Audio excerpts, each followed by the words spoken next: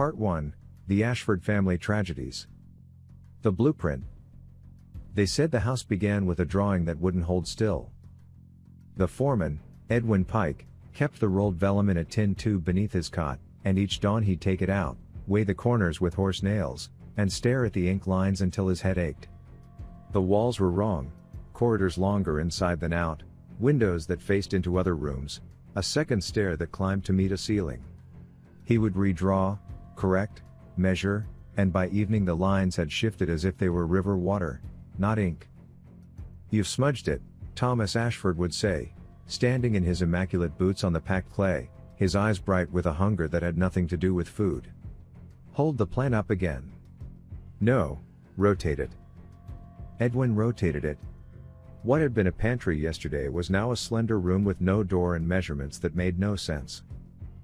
"Good," Thomas said softly, voice like oiled hinges. "Keep building."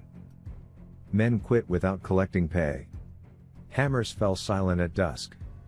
In the bunks, the crew whispered of tapping at the empty frames at 2 in the morning, as though someone trapped within the studs wanted to come out. On a Tuesday, a mason named Abel took a level to the long west hall and found it true, only to watch a marble released at the far end roll toward him, then roll back, then lift slightly, as if drawn by breath. The first night the roof went on, the unfinished house exhaled a cold draft, out of a windless sky. Edwin woke in the dark and found the tin tube upright at his cot's foot, lid open. The vellum was spread neatly beside him, the lines fixed and crisp again, but there, at the bottom margin, a new detail, a room beneath the house, no entrance shown. Edwin took his pay on Wednesday and left Whitford. He didn't return for the funeral a year later. The house rose without him regardless, and when it was finished the town kept to the far side of the lane. Clara's bath, 1896. Clara Ashford carried the sun in her pocket. That's what Nurse Elspeth used to tell her when the girl tipped her head back to drink laughter like air, 6 years old, all ribbons and skinned knees. In the mornings, Clara would tap the ballroom's dusty piano with 2 fingers and declare the notes were birds trapped in a box, and could Elspeth please let them out? On the Sunday she died, the sky was a bare bone. Frost curled against the window, and the pipes moaned as Elspeth ran the bath. The new house still flexed and settled like a sleeping creature. A drop fell, then another, then the steady, steaming stream. "Only a minute," Elspeth said. "Fetch your doll. And mind your step." Clara's doll, a porcelain thing with a fine crack through one painted eye, lived on the shelf beside the washstand. Clara lifted it and made it bow. "Your water, madam," she whispered, and curtsied back. Elspeth laid 2 towels by the stove to warm and stepped into the hall to shake ashes from the dustpan. She heard water changing voice behind the door, its lively clatter smoothing into a flat, cold whisper, as if the bath had turned to a lake at dusk. She frowned, set the pan aside, and returned. The room's breath bit her cheeks. The steam was gone. The bath was full, glass still, rimed faintly with ice. Clara floated face down. Elspeth didn't scream. Not at first. She ran, grabbed the girl beneath the arms, lifted. Clara's hair clung to the porcelain lip. Her hands, God, those tiny wrists, bore dark marks, like fingers that did not belong to her. Elspeth laid the child on the rug and pressed breath into that slack mouth, pressed and pressed until her own chest burned. When she screamed at last, the sound tore the room into threads. Thomas came on the second scream, Francis the butler on the third. Thomas was very calm. "Fetch the doctor," he told the butler without looking away from the child. "And shut the window." "The window is shut, sir," Francis said. Thomas put 2 fingers to Clara's throat, then to the hearth, testing for heat, Elspeth thought wildly, as if portioning a roast. He lifted the doll and set it on the washstand, righting its crooked gaze. "The pipes," he said distantly. "They run cold." "They were hot, sir," Elspeth whispered. "I swear it." Thomas looked at the tub. The surface did not so much ripple as shiver, a change of thought, not movement. "We will say her heart failed," he decided. "No inquest. The doctor will agree. The town laid Clara in a white dress and stitched angel wings from leftover lace. At the viewing, Elspeth took one step toward the tiny coffin and stopped. Clara's hair was wet. Not a trick of oil, not a mortician's wash, wet, a bead gathering at the tip and falling to the satin, one, two, like a leak from a ceiling that wasn't there. Nights after, Elspeth woke to the quiet clink of porcelain and little wet feet pattering down the corridor, pausing outside the governess's door. The handle turned softly, then stilled, as if the girl could not decide how to enter. When Elspeth gathered courage to fling the door wide, the hall was empty and cold, and a tiny chain of damp ovals trailed to Clara's room and stopped at the threshold, as if even in death a child knew not to cross without being called. On the 7th morning, Elspeth handed her notice to Francis, took the train east, and prayed all the way to Baltimore. She kept the doll, though she could never quite say why. She placed it face down in a drawer and, some nights, heard it shift to face the light. 2. William's Revolver, 1903. William Ashford measured the world in ledger lines, credit here, debit there, a future that could be bought like lumber. He was 17, right-handed, handsome in a severe way that suggested he'd be handsomer when he'd learned to smile. Practicing the piano soothed him, the order of scales made sense where people did not. On the evening in question, he played a nocturne near the edge of dark. The parlor windows were sheets of obsidian. The mirror above the mantel took firelight and broke it into little aching stars.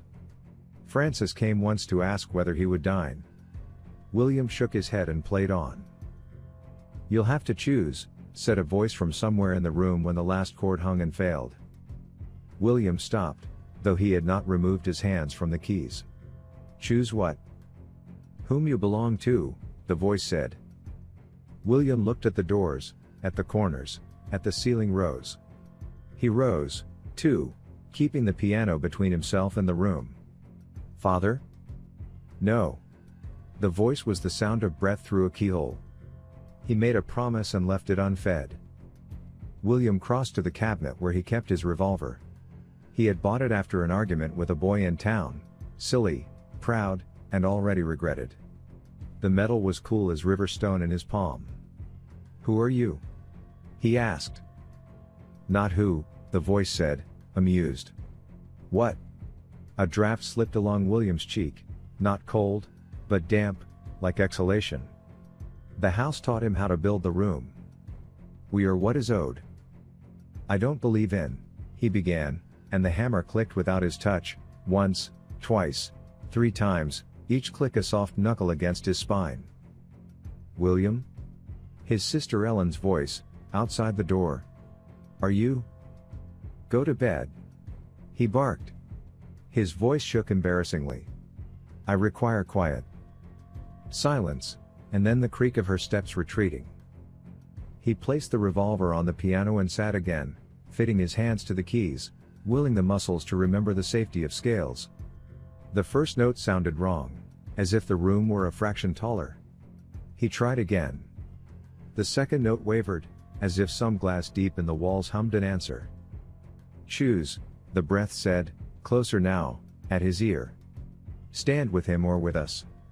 He is only bone dressed in money. We are permanents." "Permanents," William repeated, unable to keep disdain from the word. "You are rot." "Rot is a kind of forever." He closed the fallboard on the keys and stood. "My father will not be threatened. Whatever bit of superstition he let into this house, he'll starve it. He starves all things he doesn't own." The mirror behind the mantel flashed. William saw himself there, the revolver half out of its case again, except in the reflection the gun sat in his left hand, and the mouth that spoke inside the glass was not quite his own. The first attempt to bring the weapon back to the right nearly steadied him. The second smoothed his breath. The third clicked the hammer with exquisite gentleness and raised the barrel until it pressed a lover's kiss to the temple he had never offered any lover. "William?" Ellen again, just at the door, knocking. "William, please, father says." The shot cracked like the house had split. William slumped against the music, painting the ivory a color no one names in polite company. The revolver remained locked in his left hand so fiercely that Francis broke the fingers with a sugar hammer to free it. Ellen's scream dragged Thomas at a run. He stood in the doorway, took in the scene, and arranged his face into something that would not be used against him by those who wished him harm. When the doctor came, Thomas said, "A terrible accident." The boy kept odd hours. He dropped the weapon. "Left temple," the doctor said, puzzled. "But your son?" "Right-handed," Thomas agreed. "Grief is senseless."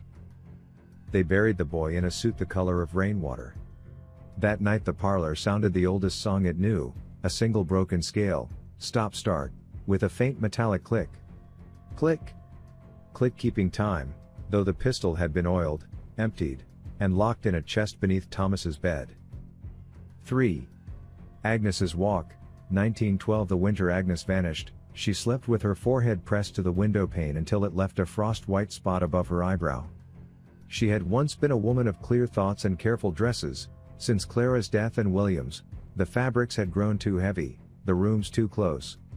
The house made her feel like a folded letter never to be opened.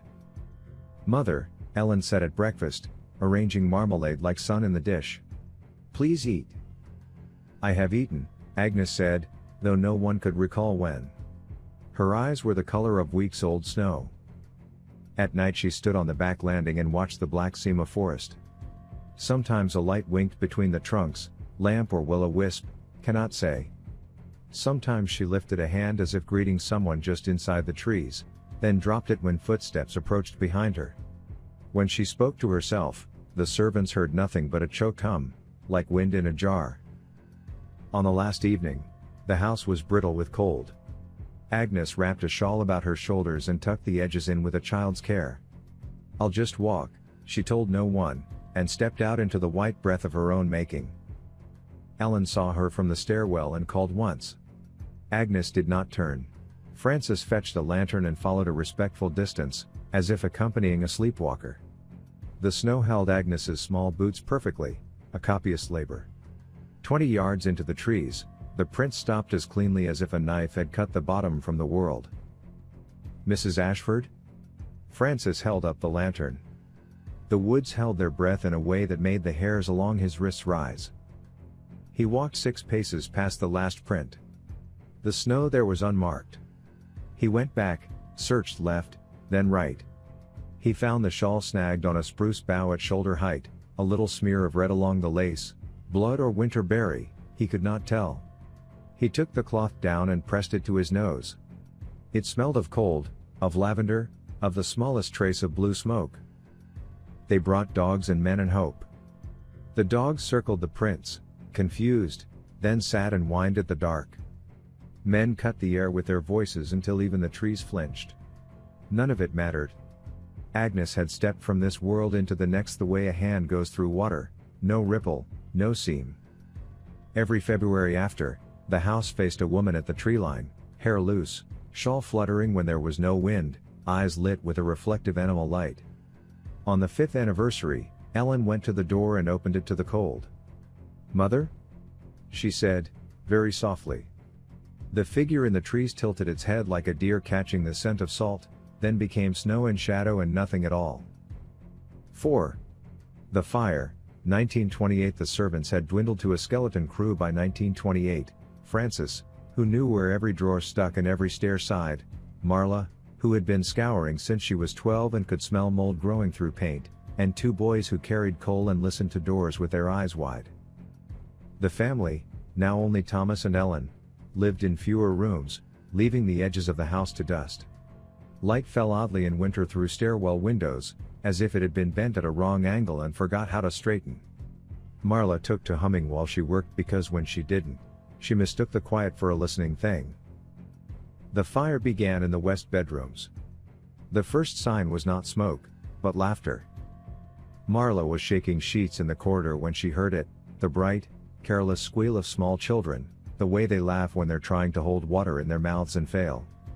She hustled around the corner, breath out of her from the climb, and found the bed curtains fluttering in a windless room, the pile of a rug combed into circles as if someone small had twirled upon it. "Out," she said, out of habit, as if chiding the day nursery. Out, where's your nurse? The light shifted. It browned, then flashed to a color she had no name for, and the edges of the curtain bed caught like dry blossoms under a match. Fire does not sound like water, people say, but this one did. A rush, a roar, a child's giggle threaded through it like a charm. Marla screamed Francis, and soaked the drapes with the wash basin, but the fabric burned underneath the water like a lie. She kicked the chamber pot into the inferno and smelled her own hair singe. Francis arrived with the coal boys and a blanket. He wrapped Marla and shoved her toward the stairs, then turned back to the room to shut the windows and starve the air, only to find the windows had gone black as if someone had painted the panes from the outside. In the smoke, he saw handprints forming in the plaster, perfect human hands, black with soot and heat, pressing outward from within the wall and leaving prints as they slid down toward the floorboards. "Christ have mercy," he whispered. The coal boy beside him crossed himself twice in quick panic. The town brigade ran line and bucket, their slickers shining in a light like hammered copper. When they broke the banister to pass the chain faster, the house groaned as if a rib had cracked. Water hissed and turned to steam mid-air 2 feet before the flames touched it. Men swore they heard children laughing inside the rooms that were fire, and in those same rooms they smelled, unmistakably, the burn of hair and something sweeter that made the stomach want to crawl out of the throat. They saved the east wing and the main stair.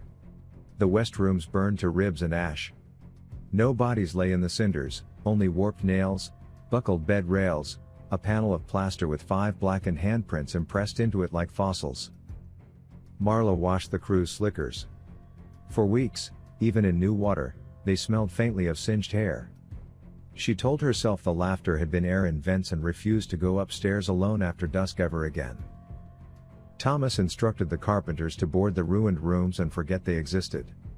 The boards went up obediently.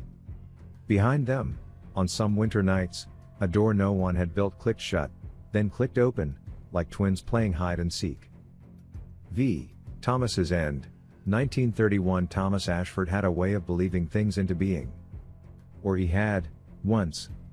Money softened timbers and men. Contracts bent windward under his gaze. The house, for a long time, seemed an extension of his will. After Clara and William and the fire, that will became a clenched fist. He moved into his study and lived among ledgers, smoking until the curtains yellowed. He took no supper unless Francis brought it. He spoke to Ellen only of practicalities, inventories, repairs, discreet silence. He wrote in a journal at night. The entries began as a wealthy man's weather, temperatures, port futures, the ignominy of a banker in Boston. Then they shifted. There appeared, between notes about streetcar bonds, lines like, "The South Corridor measures longer in dusk than at noon. I wake without dreams and feel as if I have been listened to. The door beneath the stairs opens if I think about it in exactly the wrong way." He did not show the book to anyone. He tucked it beneath the blotter each morning and ran 2 fingers along the desk edge as if checking for crumbs of thought. On a Thursday he summoned a carpenter no one in town recognized, a dry-eyed man with a scar like a string pulled tight from ear to chin. They went together, Thomas and the stranger, to the service stair under the back hall. Francis saw them pass and pretended not to. The house tightened, or perhaps the air did. That afternoon, Thomas canceled all deliveries and ordered the staff not to come above the first floor without being called. "Repairs," he said. "Nothing of concern." Night fell too quickly, like a blanket yanked. Ellen, sleepless, heard tapping from somewhere deep as a well. 3 taps. A pause. 3 taps again. In the study, Thomas's lamp burned until the hour when clocks sigh and rats in walls forget their names. The next day, the stranger left with an envelope and a face that knew too much. When Francis asked whether he would be returning, the man said, "No one returns," and disappeared into a rain that had been waiting to fall. Thomas grew thinner. He stared into corners. Sometimes he started upward from his chair as if he'd been called, then sat again, bitterly obedient. He stopped attending church and, after a quiet argument with Ellen in which she said the word enough with a daughter's broken courage, Stop speaking more than a dozen words a day. On the last night, Frances knocked and entered with a tray. Thomas sat at the desk, pen uncapped but dry, a decanter sweating cold on the blotter. He did not turn when Frances set the tray down. "Sir," Frances said gently. "You should try to sleep." Thomas touched his lower lip with 2 fingers, as if testing whether it belonged to him. "There's been a miscalculation," he said. His voice had gone papery, the ink running out of a pen. "Repairs proceed?" Frances asked, because polite questions can be bridges over chasms. "Oh, yes." Thomas's mouth curved in something that wanted to be a smile and failed. "The debt is current." "Sir?" Thomas lifted his eyes at last. They were so dilated the irises were a suggestion. "When one builds a room for a thing," he said, "one should not be surprised when the thing comes to live in it." He dismissed Frances with a flick that belonged to a younger man. The butler left, stood in the corridor, and did not move for a full minute, listening to the room's silence the way a man might listen to a rope under tension. At dawn, Ellen went to the study and found her father slumped sideways, one cheek on the blotter, the other turned toward the door, mouth open in a smile so ferocious it had torn the corners of his lips. His teeth were cracked, as if he had bitten down on something harder than enamel. His eyes were wide in a way that did not belong to the living. The doctor found no poison, no stroke, no apoplexy. He wrote unknown on the line and took off his hat in the hall and stared at the floorboards as if they might speak. Frances washed the body, closing the ruined mouth with linen strips, and found dark impressions on the inside of Thomas's wrists, oval bruises where something had gripped him, thumb on the pulse. He did not mention them to Ellen. He burned the strips and scrubbed his hands with lemon until the new skin shone. They sealed the study for a week and then opened it because someone must. The journal lay where Thomas had left it, last entry a slanted scrawl. "There is more room in the house than the house contains. They ask for breath. I have given them mine." In the margin, below those lines, a crude rectangle had been drawn, a door in a wall that did not exist on any of Edwin Pike's plans. In the rectangle, a circle, and in the circle, a small X, like a kiss offered through wood. Ellen kept the house a quieter year and then tried to sell it. Buyers came to the lane and looked up and grew polite and backed away, saying something about the modern style of townhouses. The boards on the west room stayed. The window in Agnes's chamber refused to open in spring and refused to close in winter. The parlor mirror gathered a fine patina that was not dust and not tarnish but rather seemed to be the memory of having once reflected a person who was no longer alive. Whitford learned new routes to market to avoid the doorstep. Children dared each other to jump the front 2 steps and run back. No one, not even the boldest, touched the knob. In the front garden the peonies bloomed too red. By 1950, the house had outlived the family that named it and had learned to wait without moving. The air around it grew the thinness of a held breath. If you stood at the far corner of the fence and cocked your head just so, you could hear a whispering not quite like voices, more like pages turning by themselves in a book written by the dark. And down, beneath the stair that did not appear on any plan men signed or paid for, there was a room. It had always been there. It did not require a door to admit what it wished to keep. The house was built to last. It did. And what it gathered, it did not let go. Part 2, The Town's Curse. I, the Drifter, 1963. The storm came on quick, lightning spilling over the hills like a cracked egg. Harold Gray hunched his shoulders against the rain, sack slapping his back, boots sinking into mud. He was a man used to nights under bridges, barns, the kindness of strangers who had little to give. But that night, the road gave him nothing but trees and the house at the lane's end. He saw it through the downpour, tall, dark, a roof like a hunched back. A place to be dry. That was all he wanted. The porch groaned beneath his weight, water dripping from his hair and beard. The knob turned too easily, as if it had been waiting. He stepped into stale cold, shut the storm behind him, and struck a match. The flame quivered in a hall that seemed longer than any hall had right to be. Wallpaper yellowed with age. A stair curving upward like a beckoning finger. Just the night, he muttered, tucking the matchbook away. Just a dry night. He lay down in the parlor, sat his pillow, and closed his eyes. Rain hammered the windows. Somewhere deeper, he thought he heard a whisper. Come see. He rolled over, cursed his imagination, slept. When he woke, the rain was gone. Moonlight spread silver across the floor.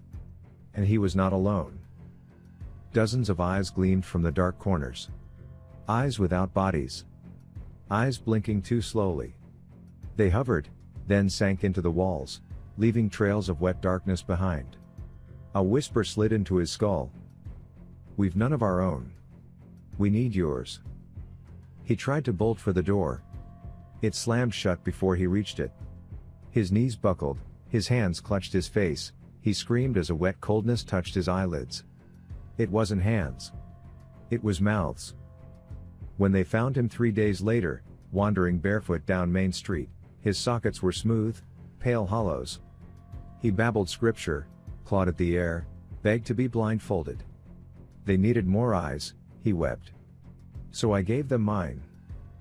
He died in an asylum 10 years later, never once opening the bandages he kept tied around his face. 2. The Teenagers, 1979. Caroline Shaw still remembered the sound of the front door slamming behind them, the echo that made Darren cheer, Beth giggle, Kyle mutter creepy as if the word could banish fear. They were 17, drunk on beer and bravado, Halloween night stupid. Just till sunrise, Darren said. We'll own this town. They set up in the parlor. Flashlights flickered against peeling wallpaper. Kyle dared Caroline to look into the cracked mirror. She refused. The glass seemed to ripple like water, reflecting not 4 teenagers but 5, a pale child standing slightly behind them. Beth screamed when a door creaked upstairs.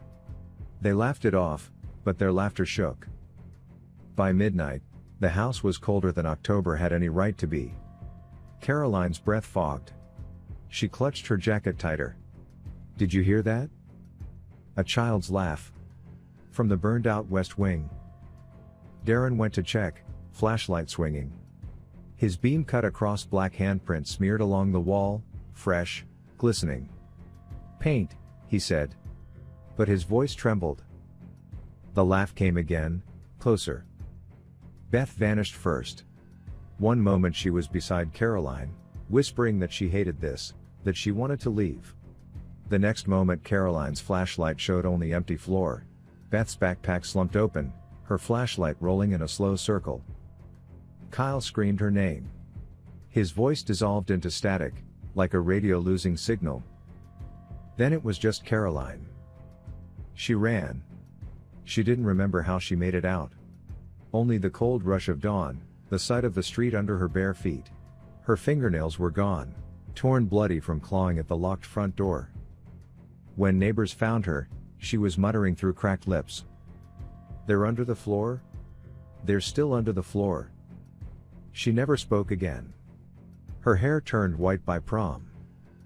The other 3 were never found. But at night, if you pressed your ear to the parlor boards, you could hear their voices, muffled, distant, begging to be let out. 3. The Police, 1995. Sergeant Dale Murphy had been a cop for 22 years. He didn't scare easy. But when dispatch called about screams at the Ashford House, he swore under his breath. His partner, Officer Jenkins, laughed. It's just kids.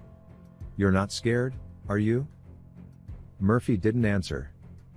They went in with flashlights and radios. The air was sour with damp rot. Their boots echoed in the long hall. Dispatch, we're inside, Murphy said. Static answered. Damn batteries, Jenkins muttered. His beam shook across the parlor. The mirror flashed. For a moment Murphy swore he saw himself, but older, gray, mouth stretched wide in a silent scream. Basement, Jenkins said. That's where the sound came from. Murphy didn't want to go down. But his feet moved anyway. The door yawned open. A draft of copper and mildew climbed the stairs. Ladies first, Jenkins joked weakly. He descended. His beam bobbed down, down, until it vanished. See anything? Murphy called. Silence. Then a scream. Murphy charged down. His light cut across the basement wall, bodies pressed into stone, faces slack, eyes rolling toward him. And in their hands, thrashing, clawing, was Jenkins, being pulled into the wall chest first, his face warping as though the stone were swallowing him. Help me! Jenkins shrieked. His mouth split wide, teeth cracking. His eyes rolled white. Murphy fired. The gunshots were swallowed like pebbles in water. And then Jenkins was gone. Something else turned to face Murphy, a body peeling itself from the stone, stretching arms too long, mouth too wide. Murphy fled. He didn't remember how. Only the feel of teeth on his arm, tearing, gnawing. He stumbled onto the lawn, bleeding, eyes wild. The house's front door shut quietly behind him. He retired the next week. He never spoke of it. When asked once in a bar what had happened, he whispered. They wanted us to join them. Epilogue of Part 2. By the turn of the millennium, the Ashford House had claimed Clara, William, Agnes, Thomas. Then Harold Gray. Then 3 teenagers. Then a cop. Whitford stopped pretending it was just an old building. The council quietly erased it from maps. Realtors skipped the property line. But the house stood. Watching. Waiting. Part 3, Evelyn's Night. Dusk, the bet that became a promise.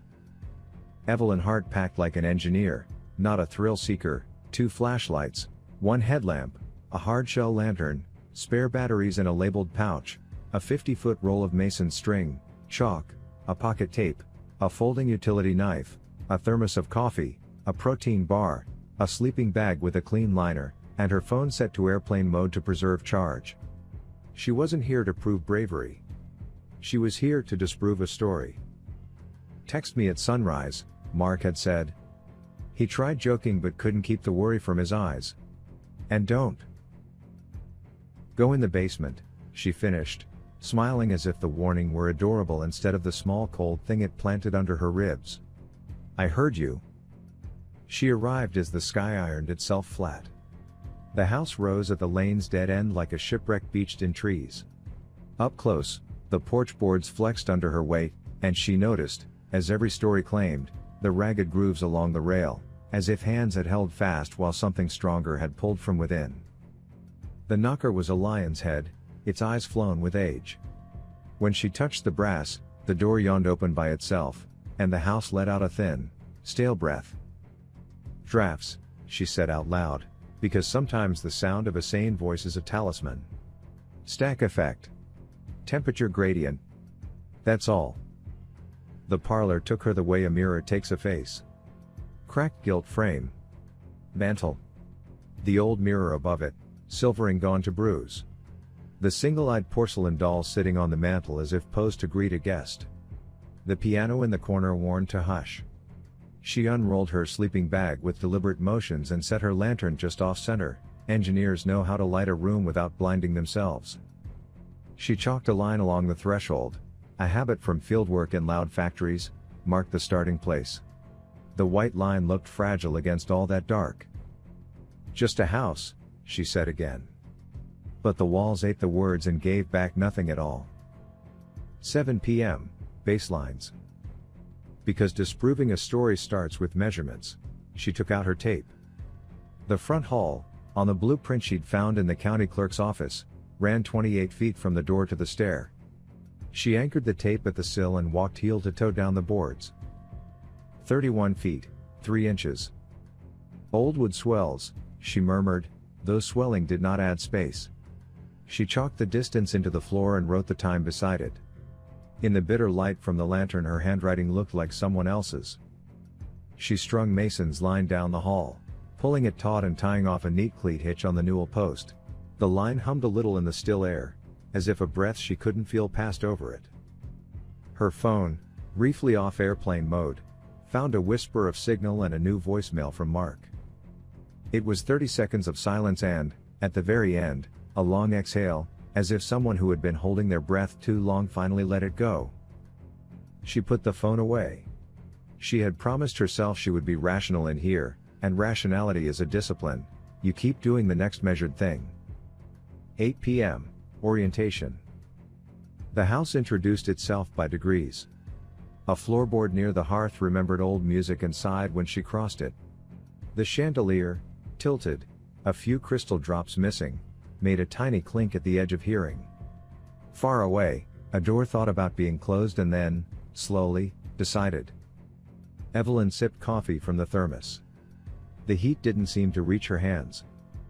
She laid things out in a grid, bag here, lantern there, chalk and tape and string coiled like bleached snakes. Having one's tools tidy is a kind of courage. She tried the piano because a room with a piano dares you to. When she pressed a key, it wasn't the pitch that felt wrong, it was the time. The note arrived a hair late, as if it had traveled across a longer space than it should have. You're imagining that, she told herself, not aloud this time. The house didn't deserve all her words. When she turned back to the mantel, the porcelain doll was at a slightly different angle. Its painted iris, one intact eye, one crack blown wide, caught her lantern and gave it back like a wet wink. Evelyn stepped forward and set the doll square again, then made a tiny chalk tick on the mantel's edge to mark where the doll's toe touched wood. She would see if it drifted. She was not afraid. She let the fear she did have sit in the back of her throat like something you might swallow later. 9 p.m. Footsteps. The first sound was a door above, sharp, like a lid closing on a metal pot. Then footsteps, deliberate and heavy, pacing directly over her head. The rhythm was wrong for an animal and wrong for the house settling. It was the rhythm of a person who knows the layout and is testing it with their weight. The house answered each footfall with a small groan of old joists. Mark, she called before she could stop herself. She smiled immediately at the foolishness of it, but the kind of smile you show a wolf by accident. The steps stopped. Silence swelled in the pause like water behind a dam. She took the headlamp and her smaller flashlight and began the slow, sensible climb. Each stair announced her, each banister dowel leaned away from her palm. At the top, the landing window showed a view into the night that asked nothing and offered less. The west rooms had been boarded long ago after the fire. Their doors wore horizontal scars, hammer signs, iron nails sunk deep, planks gray to green. The corridor beyond smelled faintly of old hair and something like sweet smoke. She went the other way, past a door that should have been a guest room but opened onto wall. She measured the tiny space, 11 inches deep, 7 feet tall, the smell of damp plaster like a basement in miniature. She chalked a question mark next to the lintel and, feeling silly, a tiny frowning face. At the end of the hall, the bathroom waited with the tub like a small ship. When she turned the tap, the pipe spoke and died. The water would not run. Yet the porcelain felt cold enough to burn. She leaned over to study a hairline crack and recoiled. A minuscule oval on the porcelain showed something like a fingerprint pressed from the inside, 5 tiny ovals in a crescent, as if someone's wet hand had slid there and set. She spoke aloud, because she needed to hear herself. There's no one here. Something answered, not with words, but with a tiny, bright drip, a bead of water swelling on the tub's lip and dropping to the tile. Another. Another. She watched it for a full minute, expecting the simple rhythm to soothe her. It did not. When she went back downstairs, the chalk tick on the mantel was now a full inch from the doll's foot. Her throat felt too small for the breath she tried to take. 10 p.m., the voices. At first, the house talked like old paper, a hush, a rustle, a soft shuffle in the walls. Then the not words gathered into something like vowels, then consonants laid over them, then a phrase so faint she might have blamed her own blood for mishearing it. Down here. She stilled completely and the sound grew clearer. Sound behaves like that sometimes, in factories and in fear, it needs your stillness to express itself. Down here. Come down. The chalk line at the threshold had smudged into a dark smear, as if something wet had dragged a finger along it. She took her phone off airplane mode and opened the voice recorder. The waveform jittered before she hit the red circle, as if the phone were already listening. She set it on the mantel and stepped back. She recorded 1 minute, then 2. On playback, at the 9-second mark, layered voices rose like a choir out of a crypt. She could not distinguish words, just need, but the need was shaped like a call downward. Beneath it, so far under she had to jam the phone tight to her ear, there was a single syllable that might have been her name. Evelyn, the phone said, but not in her brother's voice and not in hers. It's pareidolia, she began to think, the brain's will to find faces in clouds and messages in noise. Something moved across the parlor wall, low, like a spill. A handprint formed in the wallpaper, black, wet, too human. Another beside it. A child's print below. A third, larger, above, fingers long, the spread impossible. The smell arrived then, sudden and complete, iron and damp, rot under sugar, like a butcher's bin left under a humming light. She couldn't help it, she stepped back hard, shoulder into the mirror's warped frame. In it, 3 reflections, not hers, a pale little girl wet to the collarbone, a teenager with a ring of red where nails should be, a man with a badge pinned crookedly and a mouth pulled wide by something behind his teeth. They flickered like bad signal and were gone. The house licked its lips so softly the sound could have been a curtain moving. Down. Down here. Not yet, she said, and didn't know who she was telling. 11 p.m. The house rearranges. She had left the masons line down the hall for a reason. Now it lay on the boards with a curve in it, like a pulse. The knot at the newel post had been undone and retied as if by clumsy hands that nonetheless knew what they wanted. The tail of the knot was twisted into a child's attempt at a bow. Very funny, she said to the empty air, and the joking tone sat on her tongue like a coin she was afraid to swallow. She measured again from the door to the stair. 33 feet, 2 inches. She walked outside with her lantern and measured the same run along the exterior clapboard, counting steps, counting boards, counting architectural logic. 28 feet. She stood with her nose to the house and listened. It didn't creak, it contemplated.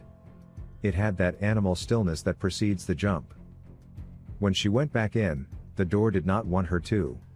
It stuck until she put her shoulder to it, and the paint at the jamb left a pale mark on her jacket like the touch of a glove. She was shaking. Not dramatically, not like a heroine. Small shakes under the muscles, her body trying to throw off the cold. She forced herself to eat half the protein bar and swallow coffee. The coffee had cooled to blood warm and tasted of copper. From the west wing, the boarded doors recorded a faint patter, light feet skipping in a circle. Between the patter, again the laugh she had once loved to make when she was 6 years old and made her mother call her Eviand. Stop, she told herself, out loud. It worked. For a breath and a half, it worked. The doll was no longer on the mantel. It sat precisely where she would lay her head in the sleeping bag, small painted smile turned not toward her, but toward the hallway that led to the basement door. She did not touch it.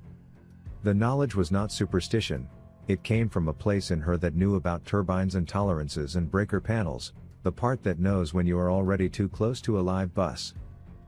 Back on the mantel, she said, very reasonably to the end of the world.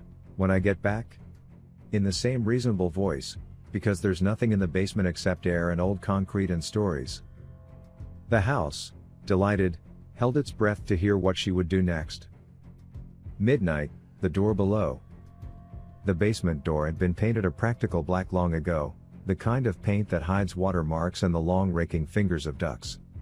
Tonight something dark seeped from the gap at the bottom as if the paint itself were still wet and crawling for her shoes. The knob burned cold.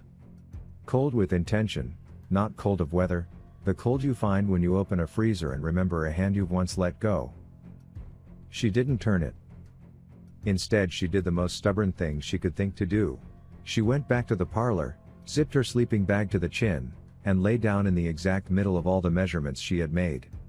She planned to close her eyes for 20 minutes and then start fresh with another pass at the hall, at the upstairs rooms, at the not so much corridor as throat that led to the cellar, She set her phone's timer for 20 minutes and placed it on her chest like a small flat heart. She did not sleep. She dropped like a coin into a fountain. She dreamed water, because the house needed her too. Deep, old water, the almost warm kind that makes salt taste like metal. In the dream, she saw her mother at the kitchen table saying, "Write it down so you remember to be careful," and Evelyn wrote on the table's wood with a blue crayon, and the blue bled down through the grain and dripped onto her lap and soaked her shoes. She woke with the force of someone breaking ice with their head. Her phone screen showed 12:04. 20 minutes had not passed.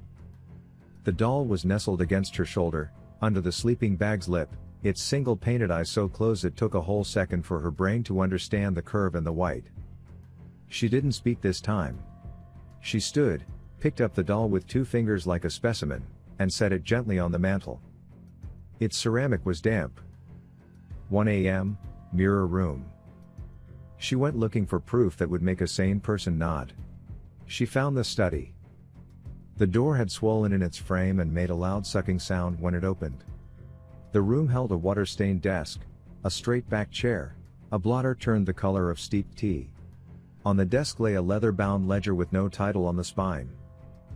The book opened with a sigh. On the left side, tidy columns of dates and numbers. On the right side, a different hand, same owner, different mind. She scanned. The south corridor measures longer in dusk than at noon. I wake without dreams and feel as if I have been listened to. The door beneath the stairs opens if I think about it in exactly the wrong way. There is more room in the house than the house contains. They ask for breath. I have given them mine. Below the last entry, a rectangle, a door sketched where no door should be. In the rectangle, a circle. Inside the circle, a small X like a kiss or a target. The mirror above the mantel in this room was long and narrow, the sort meant to flatter any figure. It did not flatter hers. It returned her image a half-second late, as if the glass wanted to keep her for itself. She lifted her hand to test the lag. The reflection raised its hand a heartbeat after. A second figure appeared behind the reflection, slim, pale, hair dark and slicked in ropes. Water fell from the hem of a white dress and left no marks on the floor. The doll turned its head. No, the mirror turned its head for the doll. "Clara," Evelyn said before she decided to. The glass fogged in the shape of a child's breath. Slowly, letters wrote themselves in the fog, as though a finger drew from the other side. Down. Then the fog cleared and the mirror showed only the room, only Evelyn, only what a mirror is supposed to show when a person has her hand lifted to test whether she still belongs to the world. She lowered her arm. Her reflection did not. It left the hand up. It smiled with no warmth. It cocked its head, as if saying, "Come on, then. Catch up." Evelyn backed out of the room the way you back away from an animal, small steps, no sudden moves, eyes on the eyes.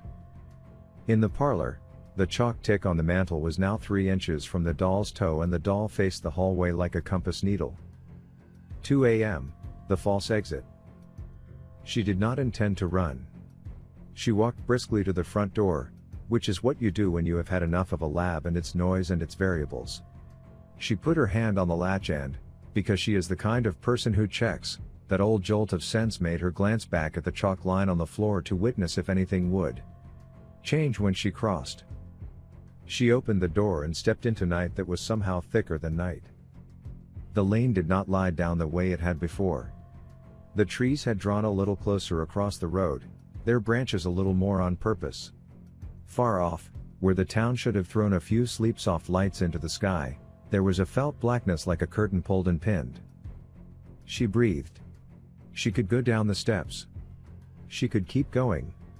She could put gravel and then grass and then asphalt between herself and this house until the dawn tripped on her shoulders like a dog that loves you. She took 1 step onto the porch. The boards flexed under her weight the way backs flex. The grooves in the rail, a person's 4 fingers dragged across, a thumb set alone like an oath, were deeper now. She touched one. The wood was warm. She heard, from inside the house, the softest exhale, like the sound a shortened candle makes at the exact moment a wick bends into itself. Without turning, she reached behind her and pulled the door shut. The knob turned in her hand from the other side, like a hand in a handshake that grew hungrier and refused to let go. She let go first. When she turned to face the street, she stood in the parlor, 4 steps from her sleeping bag. A draft touched the nape of her neck as if it had followed her in and was pleased to be home. Her phone buzzed in her pocket. A text from Mark, "You good?" She typed, "Yes. Almost done here." She hit send. The message hung a moment. Then a reply arrived immediately, the bubble sliding up like a fish. "Stay. Cute," she said, her voice trying to be strong and ending up somewhere young. "Very cute, Mark." The next 3 messages stacked themselves one under the other without timestamps. "Stay, stay, stay." She turned the phone off and put it face down. When a thing tries to speak through your tools, you put your tools away. 3 a.m., the hall floods. The house drank until it could spill. It began as a dark shine across the hall, pooling just beyond the first chalk mark she had drawn. It looked viscous, not like water but like the language water becomes when the pipe bursts in a slaughterhouse. The smell climbed hand over hand, the iron burst of blood, yes, but also a memory of sugar, something kitchen sweet rotted in an unplugged fridge. She stood a full minute letting her lungs get used to it. The body has thresholds, you can walk past them if you ask gently. She tracked the seat backward to its source. The basement door had found a new talent for weeping. Thick black tears leaked from the jamb and the threshold and gathered on the top step as if the door were a lid on a brimming pot. Because definitions help, she made a new one. "I will do one more pass of the upstairs and the study, and if at 4 the house still wants me down there, I will go." Sometimes agreeing to a thing on your own terms keeps it from feeling like surrender. In the study, she took the journal. In the dining room, she took a small silver teaspoon because a person always does something absurd. In the upstairs hall, the guest room that had been wall was now a room again, 6 feet deep, lined in torn wallpaper, and it contained a child's marble on the floor, a cat's eye, blue veining through milk. When she bent to pick it up, the marble rolled away, then rolled back, then lifted a fraction off the floor as if it tasted the air. The hair along her forearms rose in a sheet. She left the marble where it was. Not everything that is curious needs your hands. On the landing window, her breath made no fog. She put her palm flat to the glass and watched the night ignore it. 4 a.m., descent. She tied the mason's line around the newel post with a knot a welder would trust. She looped the other end twice around her wrist. She put the headlamp on and kept the lantern in her free hand. She took 3 steps toward the basement door and explained, aloud, as if to a crew, that she would go down, look, come back, report. She would be careful. She would not be a story. The knob turned with the little cry old metal makes when it is cold through, as if it were apologizing for being itself. The door swung in. The dark beyond was a positive thing, like felt. The first step took her foot and held it a half second. The second step did the same. By the fourth, she realized the holding had a pattern. The house had learned her weight. She shone the lantern downward. The beam pushed a little wedge into the black and came back dirtier. The air in the stairwell was breath warm and wet. The rope at her wrist slackened and then took up a new pull, not from the post, but from forward, as if someone below had taken hold of the string and figured out how to hum it. At the bottom, her boots sank to the ankle in something that came up thick and slow around the leather. The smell became the whole world. For a second she thought she might vomit and imagined what that would mean, the way this floor would give it back to her later in little eddies of stink. She lifted the lantern. The far wall looked like a fresco. Not saints and angels, people. Not painted people, people pressed into stone. 12, 2 dozen. Men and women and children and one in a police uniform whose badge had been worrying at the fabric for years until it sat sideways. A teenager with a friendship bracelet mimicked on her arm in black. A drifter whose sockets were smooth and untroubled. An old man in a smoking jacket with a smile that had torn his face at the corners. A small girl with water in her hair and blue ribbon at the throat. Eyes opened in sequence like a little run of keys being pressed. They all looked at her. You might say they turned their heads, but the heads did not move, it was the looking that turned. And then, because the house loves timing like a conductor loves silence, the smiles came. They spread too wide and too even. They showed teeth that glistened with more than spit. When the smiles reached their edges and kept going, the skin at the corners broke softly, like fruit skin under a careless thumb. Something touched her wrist, the rope. No. Not the rope. Fingers. Not gripping hard yet. Just understanding her wrist. Mapping it. Stay, 100 voices said in one. She tried to answer. It came out a thin little word she did not recognize. No. The arms in the wall pulled free up to the elbow, then the shoulder, slicked with that same black. The hands opened. The fingers were longer than fingers wanted to be, the joints wrong, as if the hands had learned themselves from memory and error. They reached with a toddler's greed and a nurse's gentleness. The gentle ones are the most dangerous, they invite consent. She stepped back and her boot would not come. The floor took her ankle up to the bone and held like gums. The rope went taut. The knot upstairs held. The line through the door sang. Hands came from behind her shoulders, from the wall at her back that she had not yet turned to see. One set cupped her collarbone with a mother's touch. One slipped at her waist with a lover's claim. One found the back of her head and held it like a Baptist. She raised the lantern high, because some part of her had promised one more measurement, even if the measurement would be "this is how it ends." She saw, in the lantern's ring, that the wall had a breath. Not a metaphor. The stone swelled a fraction and fell a fraction, in and out, as if every person in it shared one long slow lung. Evelyn said something that sounded like Mark and did not. All at once she hated the careful way she'd said his name the day she left the hospital and told their mother goodbye. She hated that she had meant to prove a point instead of listening to a town. She hated that the last rational thing she would see would be the precise angle of the lantern's beam. She tore at the rope with her free hand to free it from her wrist. It bit. She yanked. The line slipped. It fell away like silk. The voices rose. Not pleading now. No need. They had learned what they needed from her measurements and her breath and her careful tidy tools. They said the same word the phone had said. The same word the text had said. The same word the mirror had written. Stay. Arms closed in with that careful, professional mercy. Fingers shaped themselves to her wrists and ankles and throat and the skin behind her ears. The floor rose around her calf, knee, thigh, hip. The wall at her back became a mouth with patience. Her headlamp went out with a little crack sound. The lantern shivered and failed. In the last light her eyes found one thing, small, white, deliberate. The doll sat on the lowest stair, precisely where she could have chosen to turn back. Its one painted eye reflected a speck from the dying lantern. It looked almost sorry. It did not move. When the dark took her, it was not like dying in a story. It was like being included. She did not feel teeth. She felt being learned. The house inhaled.